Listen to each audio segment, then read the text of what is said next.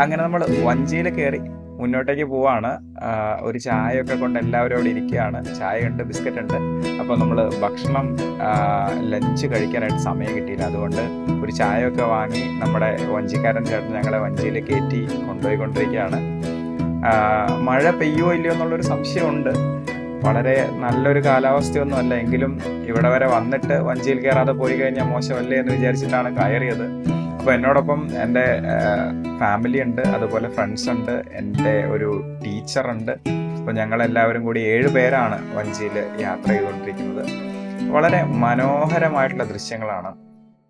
ഏകദേശം 100 മേലെ ഏക്കർ സ്ഥലമാണ് ഈ മൺട്രോത്തുരുത്തിലുള്ളതെന്നാണ് നമ്മുടെ വഞ്ചിക്കാരൻ ചേട്ടൻ പറഞ്ഞത്. എന്തായാലും മൊത്തത്തിൽ പച്ചപ്പ് നിറഞ്ഞ ഒരു അന്തരീക്ഷം, ഒരുപാട് കണ്ടൽ കാടുകളുണ്ട്. ഈ കണ്ടൽ കാടുകളെ ഒന്നും ഇത്ര അടുത്ത് കാണാനോ ഇടപഴകാനോ നമുക്ക് വേറെ അവസരങ്ങൾ ലഭിച്ചിട്ടില്ല. ഇത് ഒരു പ്രത്യേക